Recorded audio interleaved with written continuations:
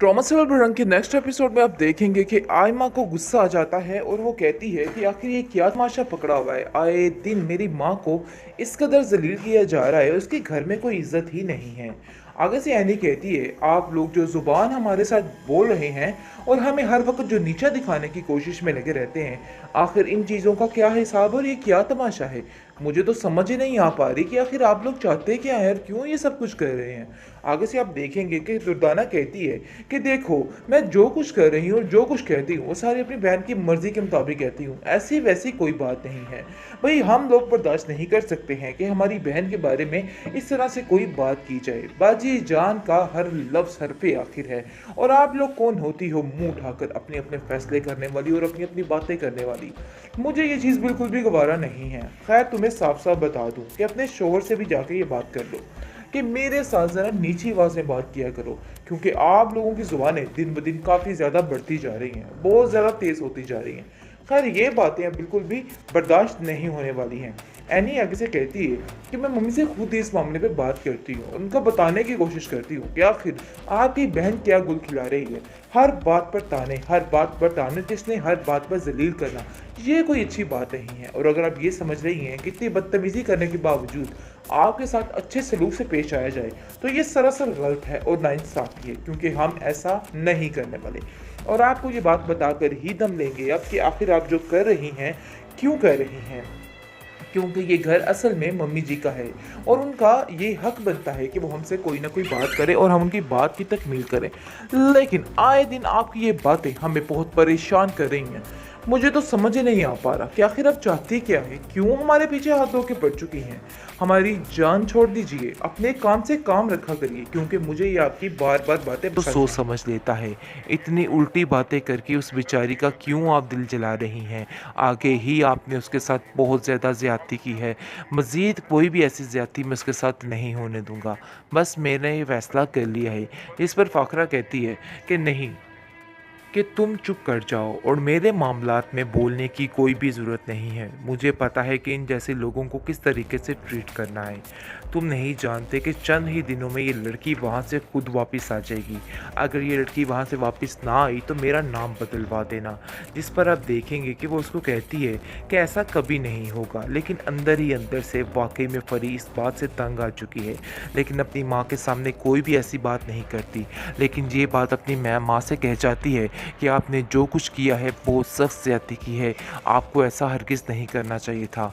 पता नहीं आप किस किस्म की माँ है, मुझे तो कुछ समझ नहीं आ रहा है। आखिर कोई किसी के साथ ऐसे भी कर सकता है। जिस पर फ़ाखरा कहती है कि मुझ पर ये इल्ज़ामात लगाने बंद कर दो। शायद तुम गलती पर हो, तुम्हें पता है कि तुमने जो कुछ किया है इन सब बातों में सिर्फ़ और सिर्फ तुम्हारा कसूर है और तुम मुझे इस तरह से ताने टिचने नहीं कर सकती हो। बस मैं तुम्हें इतनी बात समझाना चाहती हूँ कि आइंदा से कभी भी इधर का रुख दोबारा मत करना। एनी काफ़ी परेशान हो जाती है करके ये हालात देख के और कहती है कि अब कैसी बातें कर रही हैं। देखिए, घर आई बेटी के साथ इस तरह से सलूक नहीं किया जाता है। ये सरासर ज़्यादती है। आपको कुछ तो सोचना होगा, कुछ तो लिहाज कीजिए। जिस पर वो उसको साफ साफ कह देती है कि तुम अपनी ज़ुबान को थोड़ा कंट्रोल में करो और तुम आजकल कुछ ज़्यादा ही मेरे मामलात में बोलने लग गई हो। लेकिन आप देखेंगे कि आयमा जो है वो अपनी खाला जान का साथ देती हुई नज़र आ रही है और कहती है कि आप जैसा कह रही हैं, जो कह रही हैं बिल्कुल ठीक है। आपका हर बाहर बिल्कुल ठीक है, क्योंकि मैं जानती हूँ कि ये सब लोग मिलकर आपसे धोखा कर रहे हैं और आप पर तरह तरह के इल्ज़ामात लगाने की कोशिश कर रहे हैं, लेकिन आप बिल्कुल ठीक कह रही हैं।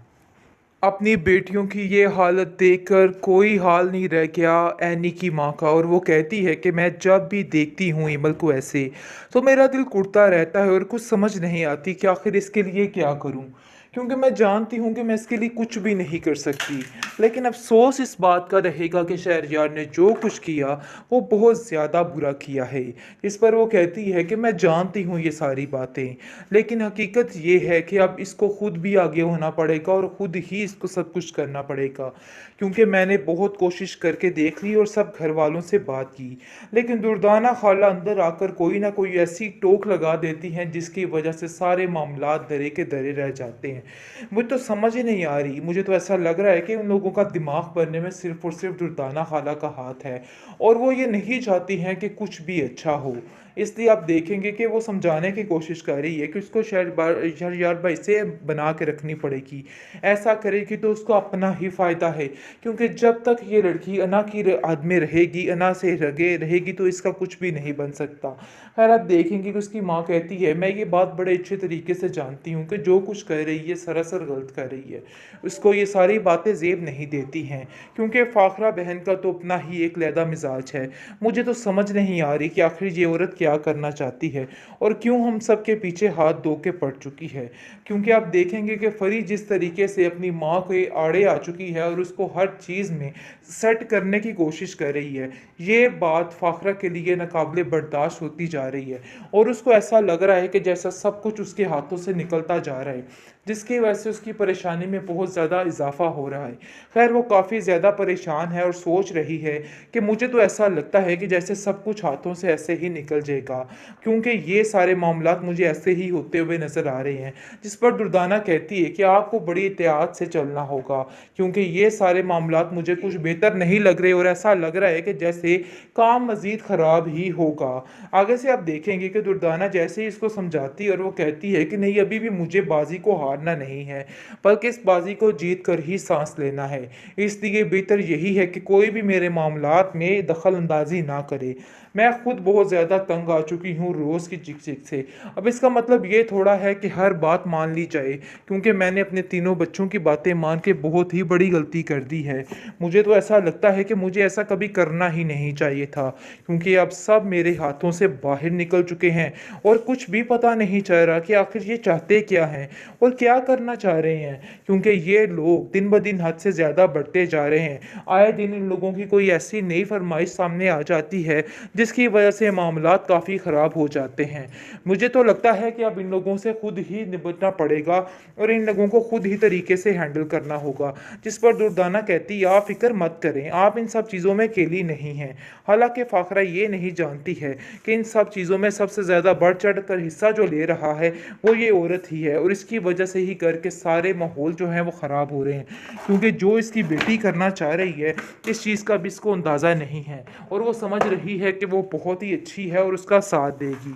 लेकिन वो ये नहीं जानती जिस एनी और एमल की वो सारी ज़िंदगी बातें करती आई है वो उसके नज़दीक से भी नहीं छू कर गुजरी, यानी कि इस कदर चालाक लड़की है। लेकिन जब इसको इस बात का अंदाज़ा हो जाएगा तो वो खुद ही इसको भी हैंडल कर लेगी। बहरहाल आप देखेंगे फ़िलहाल तो उसको हर चीज़ अपनी अपने हाथों से जाती हुई नज़र आ रही है और वो काफ़ी ज़्यादा परेशान भी हो चुकी है कि आखिर उसको क्या करना चाहिए और क्या नहीं करना चाहिए। इस चीज़ की टेंशन ने उसका दिमाग ख़राब करके रख दिया है कि उसको समझ ही नहीं आ पा रही है, क्योंकि वो जिससे कोई भी बात करती है उस बात का उल्ट ही निकल आता है और उसको जैसा लग रहा है कि हर कोई उसका दुश्मन बन चुका है।